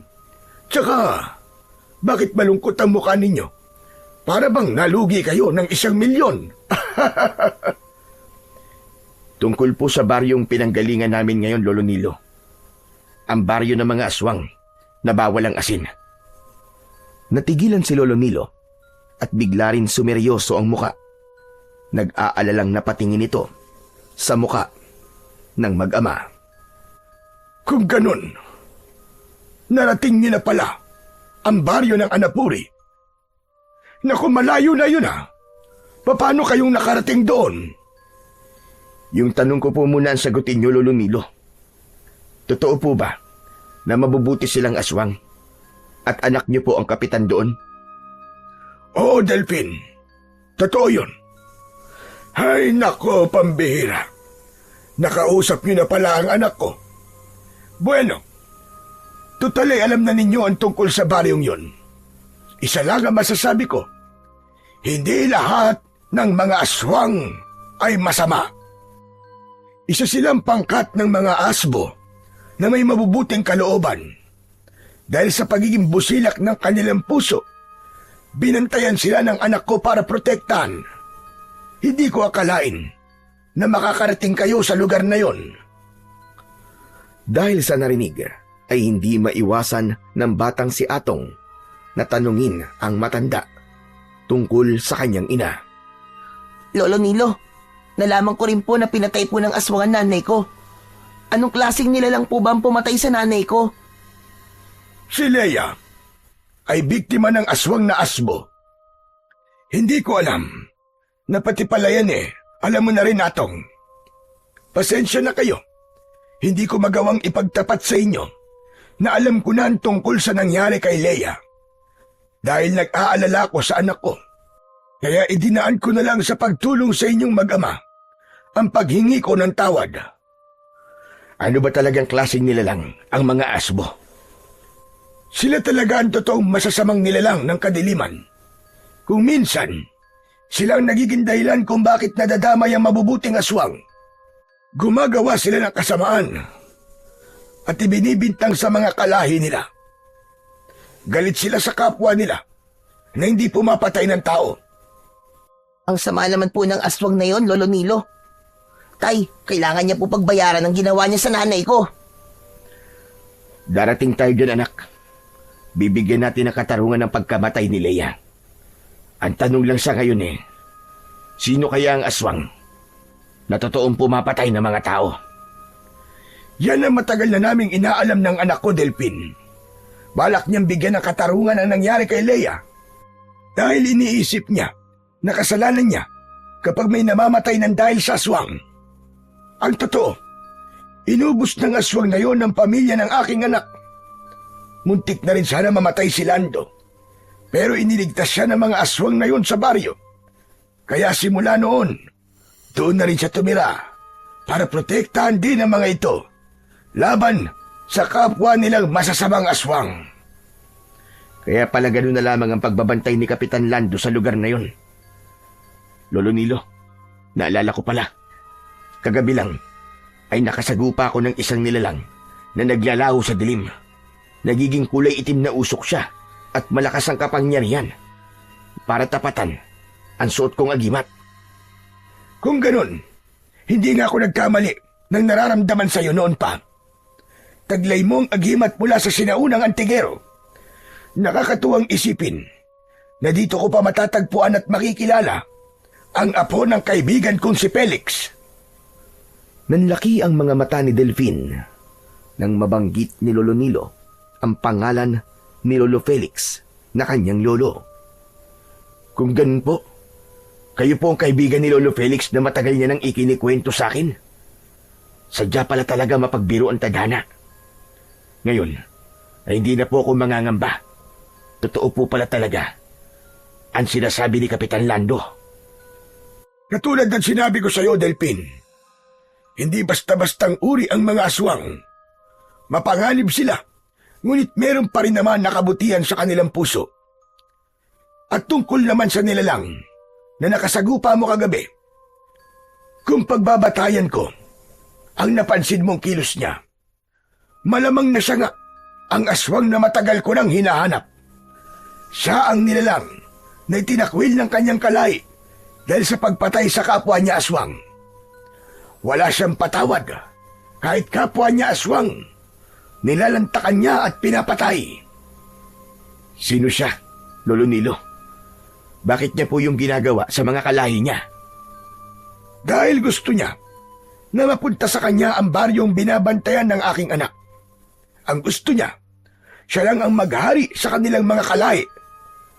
At kung ang galaw ng katawan niya ay napansin mong may usok na naiiwan, ang ibig sabihin nun, alagad na siya ng hari ng kadiliman. Nagbibilang siya ng mga tao na papatayin, kabilang ang aswang at antingero, na magbibigay sa kanya ng karagdagan lakas ng kapangyarihan. Saglit na napaisip si Mang Delphine dahil sa sinabing yun ni Lolo Nilo. Si Atong naman ang nakisali sa usapan ng dalawa. May posibilidad po kaya na siya ang pumatay kay nanay? Oo, Atong. Maaaring siya nga. Karamihan sa mga aswang na nakikipagtulungan sa hari ng dilim ay merong inaalay na kapalit. Depende yun sa kanyang kahilingan. Pero kung pagbabatayan ko, ang bilang at uri ng mga tao na napapatay niya, kailangan niyang mag-ipon ng 11 enerhiya para makumpleto ang kanyang misyon. Kung kasama po si nanay sa 7 lalaki na napapatay niya, sa tingin ko po, wala na po silang lahat. Hinala po kasi ni tatay na ang 7 lalaki na natagpuan po sa dagat ay biktima rin po ng mga aswang. Oo, tama ka dyan, Atong. Kung 8 na nga ang bilang ng mga biktima, ang ibig sabihin ng Lolo Nilo, may 3 pang natitira. Hindi, Delphin. 2 antingero na lang ang kulang at pupuno sa kanyang misyon. Dahil si Felix ay isa sa naging biktima ng aswang na yon. Hindi nyo ba alam na kayo ang 2 antingero na tinutukoy ko? Kayo ang pupuno sa bilang na kailangan ng aswang na yon. Hindi kagad nakapagsalita si Delphin nang direktang marinig yun sa matanda. Hindi siya halos makapaniwala na ang mga nangyayari sa kanila ay magkakaugnay. Maya-maya pa ay muling nagsalita si Lolo Nilo. Hindi mo rin siguro alam, Delphin, na ang mga aswang sa baryong napuntahan nyo ay minsan ang ipinagtanggol ng Lolo Felix mo. Ano ho? Ang mga aswang na nakatira sa baryo ng Anapuri ay dating mga aswang na walang tirahan. Nagtatago lamang sila sa kabundukan at nagnanakaw noon ng mga hayop para mabuhay. Hanggang isang araw, iniligtas nila ang Lolo Felix mo. Ginamot at dinala sa ligtas na lugar. Nang mga panahong yon, ay tinutugis ni Felix ang mga aswang. Ngunit hindi naging hadlang yon para ipakita ng mga ito sa iyong lolo na hindi lahat ng mga aswang ay masama. Kaya magmula ng gabing yon, dinala silang lahat ni Felix sa malayo at doon sa dulo ng baryo. Yun na nga ang baryo ng Anapuri. Diyos ko, bigla po akong kinilabutan sa mga narinig ko mula sa inyo, Lolo Nilo. Biruin nyo, muntik na akong magawa ng isang malaking kasalanan nang dahil lang sa sinabi sa akin ni Emily. Ang totoo po, siyang nagsabi sa amin na mayroong baryo pa kaming hindi napupuntahan para paglakuan ng asin. Kaya lang, naligaw kami ni Atong at inisip na kaya bawal ang asin sa baryong napuntahan namin ay dahil aswang ang nakatira. Hay nako, hindi talaga alam ni Emily ang tungkol sa baryo ng Anapuri, Delphin. Hala, sige na, umuwi na muna kayo sa bahay nyo. Mag-iingat kayo dahil natitiyak kong alam na rin ng aswang na yon ang tungkol sa mga agimat nyo. Sige po, aalis na ho kami. Pagkatapos magpaalam, ay itinulak ni Delphin ang kariton. Bumakas ang lungkot sa kanyang muka nang maalala ang nangyari kina Lolo Felix at sa asawa niyang si Leia. Wala siyang kaalam-alam na 2 mahal niya sa buhay ang nawala nang dahil sa aswang na asbo. Pagdating ng mag-ama sa kanilang bahay, ay maaga silang nagpahinga. Dala ng pagod, ay agad siyang nakatulog katabi ang anak niyang si Atong. Nagising si Delphin sa malakas na pagsigaw ni Lolo Nilo sa labas ng kanilang tahanan. Kaya agad siyang bumangon at napansin na madilim na ang paligid ng mga sandaling yon. Delphin, buksan mo ang pinto! Bilisan mo! Delphin! Nagmamadali si Delphin. Nalapitan ang pintuan para pagbuksan ng matanda. Nang mga sandaling yun, ay nagising na rin ang batang si Atong at sumunod sa kanyang ama. Bakit po? Ano po yung Lolo Nilo? Ano po ba nangyayari? Delphin, nagpadala ng sulat sa kalapati si Lando. Ipinapasabi niya sa iyo na kailangan niya raw ng tulong niyong mag-ama dahil nalaman niya na ngayong gabi ay sasalakayin sila ng masasamang aswang na asbo Balak ng mga ito na patayin ang lahat ng aswang na nakatira sa baryo na yun. Diyos ko, kailangan namin silang iligtas. Pero malayo po ang lugar na yun. 1 oras po naming lalakarin yun bago makarating doon. Baka mahuli na po ang lahat at hindi na namin sila mailigtas. Huwag na kayong mag-alala, Delphin. Ipagagamit ko sa inyo ang kabayo ko. Kaya sige na, umalis na kayo. Alam kong kayo lang ang makakatulong sa mga tao roon. Ang kutob ko, gagamitin nilang biyag ang mga tao sa baryong yun para mapatay kayong mag-ama. Kaya nag-aalala rin ako sa kaligtasan ninyo. Hindi ko po hahayaan na madamay ang mabubuting mga aswang nang dahil sa kasamaan ng asbo na yon. Nasaan po ang kabayo nyo, Lolo Nilo? Sandali po, Tay. Marunong po ba kayong gumamit ng kabayo? Oo naman, anak. Lahat ay pinag-aralan ko. Para kung dumating man ang ganitong pagkakataon, ay alam ko na kung anong gagawin ko. Tara na, bilisan na natin. Iligtas natin sila, anak. Agad na kumilos ang mag-ama at sumunod sa sinabi ni Lolo Nilo. Naghanda si Delphin ng itak at 2 dakot ng asin na nakalagay sa kanyang mga bulsa. Samantalang si Atong naman ay dala ang maliit na bag na punong-puno ng asin. Nang handa na ang lahat ng mga kakailanganin nila, sumakay na sila sa kabayo at agad na pinatakbo yun ng mabilis patungo sa baryo ng Anapuri. Pagkalipas ng kalahating oras, narating na nila ang baryo at bumungad kagad sa kanila doon ang sigawan ng mga aswang na sinasaktan ng mga asbo. Kitang-kita nila kung paanong inatake ng mga itim na aswang ang mga taong nakatira doon. Uminit kagad ang agimat ni Atong at ni Mang Delphin. Pagbaba nila sa kabayo, ay agad na sumugod si Mang Delphin sa mga itim na aswang. Mga diablong buwan kayo! Kayong lahat! Kami ang kalabanin nyo! Tumabi kay Delphin ang batang si Atong na nakahanda na rin sa pag-atake ng mga aswang. Agad nilang nakilala ang mga kalaban dahil sa taglay na kulay ng masasamang nilalang. Kulay itim ang mga ito habang nakalitaw ang mga pangil sa bibig at nanlilisik ang pulang-pulang mga mata. Mga kasama, huwag tayo matakot! Ito na ang panahon! Lalaban na tayo!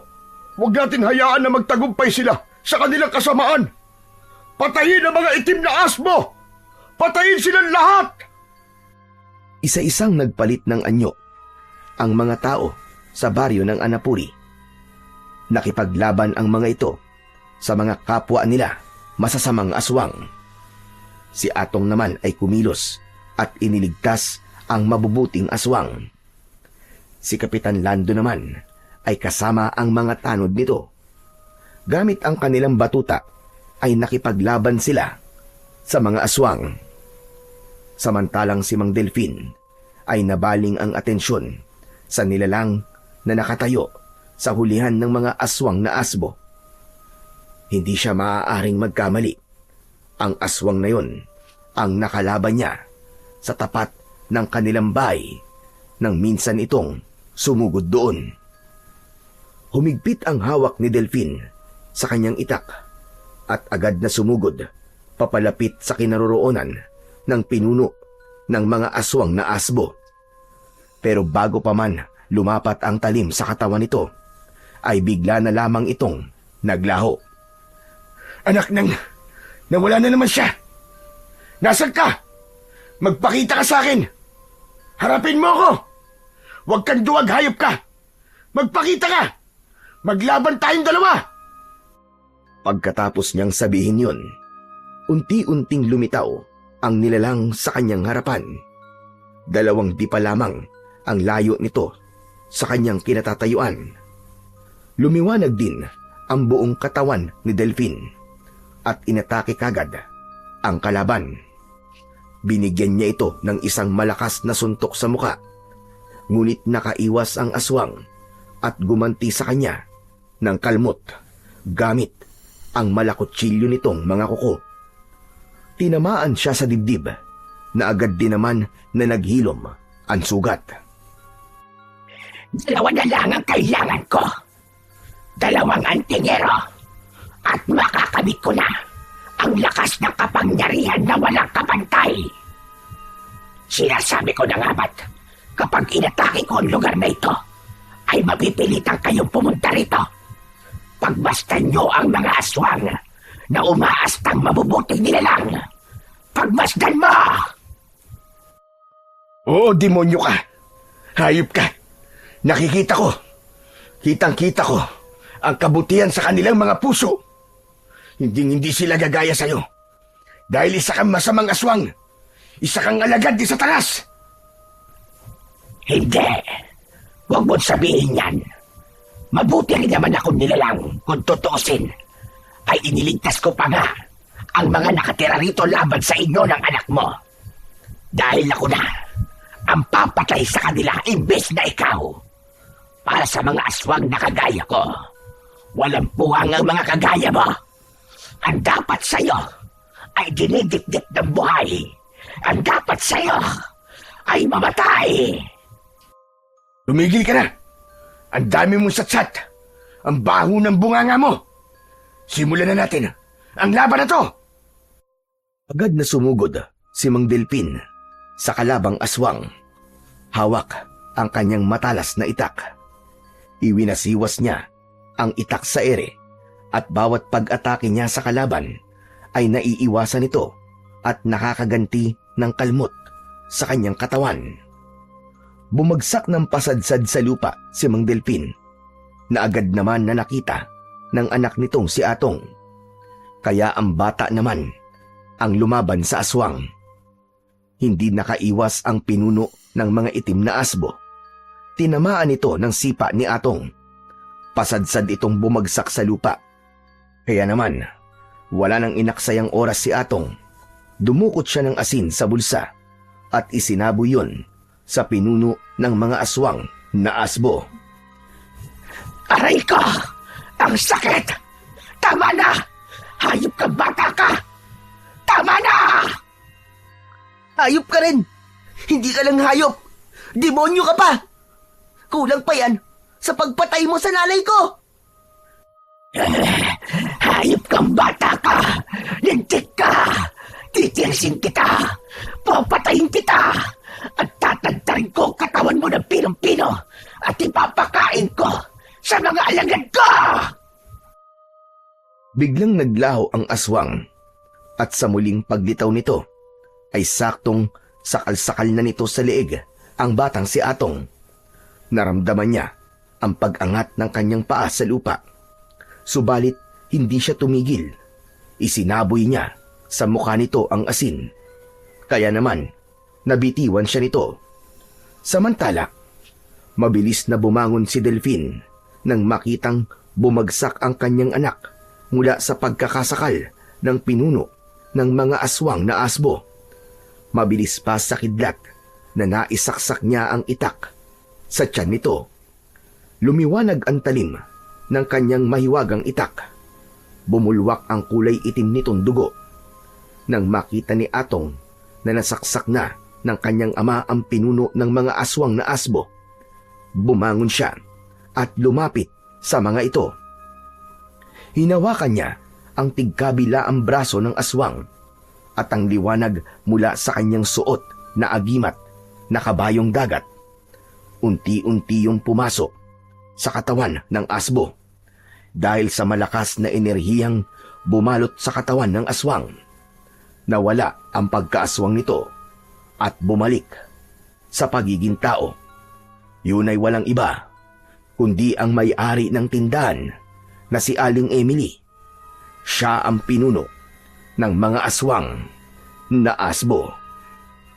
Gulat na gulat naman ang mag-ama sa kanilang natuklasan. Hayop ka! Demonyo ka, Emily! Ikaw palang pinuno ng mga aswang na asbo. Ikaw din ang dahilan kung bakit kami nakarating sa baryong ito. Dahil gusto kong magbago ang isip nila. na totoong masama ang mga tao na dapat silang maging kagaya ko. Patutunayan ko na nagkamali sila na pinaniniwalaan. Papatayin ko silang lahat dahil sa pagtatakwil nila sa akin. Papatayin ko silang lahat. Tumahimik ka! Dapat lang sa'yo na itakwil. Dahil masama ka nila lang. Nagpakain ka sa kampo ng kadiliman. Hindi! Hindi! Hindi! Hindi ako masamang nilalang! Hindi ako masamang nilalang! Muling nagbago ang anyo ni Aling Emily. Inatake nito ang mag-ama, ngunit maagap na nakakilos ang batang si Atong. Ginamit niya ang agimat niya at idinikit niya yon sa dibdib nito. Lumakas ang liwanag sa suot niyang kwintas at sa isang iglap, lumitaw ang malaasido na ulan na pumatak sa katawan ni Aling Emily. Hindi pa nasiyahan si Atong. Inubos niya ang asin sa katawan nito at sinundan naman ni Mang Delfin ng pagtaga sa leeg mismo ng aswang. Nagkikikisay ang katawan nito hanggang sa matunaw at nasunog hanggang sa maging abo. Nang mga oras na yon ay natalo ng mabubuting aswang ang mga alagad ni Aling Emily. Bagamat marami rin ang nasawi at nasugatan, hindi na nila maitago ang labis na kaligayahan ng mga sandaling yon sa kanilang mga puso dahil sa wakas, nakalaya na sila sa masasamang nilalang na patuloy na nanggigipit at nagiging banta sa kanila. Mga kasama, makinig kayong lahat sa akin. Nais kong magpasalamat sa inyo. Kasama ng aking anak na si Atong. Ako si Delphin, na apo ni Lolo Felix, ay taus-pusong humihingi sa inyo ng kapatawaran sa lahat ng mga nagawa kong kasalanan sa inyo. Ginulo ko ang pananahimik ninyo sa baryong ito. Patawarin niyo sana ako. Pagkatapos sabihin yon ni Mang Delfin, lumapit si Kapitan Lando sa kanya at nakangiting nakipagkamay. Niyakap naman ito ang batang si Atong. Kalimutan na natin yun, Delphin. Maraming salamat sa iyo, Delphin, at sa iyong anak na si Atong. Iniligtas nyo ang mga nakatira rito mula sa mga masasamang aswang na asbo. Maraming salamat din po, Kapitan. At pasensya na po kung hinusgahan kita kagad. Hindi ko naisip na kaya nyo kami pinagtatabuyan ng aking anak noon ay para iligtas lang din sa mga aswang.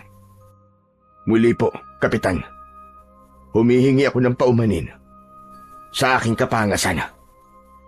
Mula sa kanilang kinatatayuan ay bumalik sa dating anyo bilang tao ang mga aswang na nakatira doon. Naluluwa ang mga ito na nagpasalamat kina Delphin at Atong.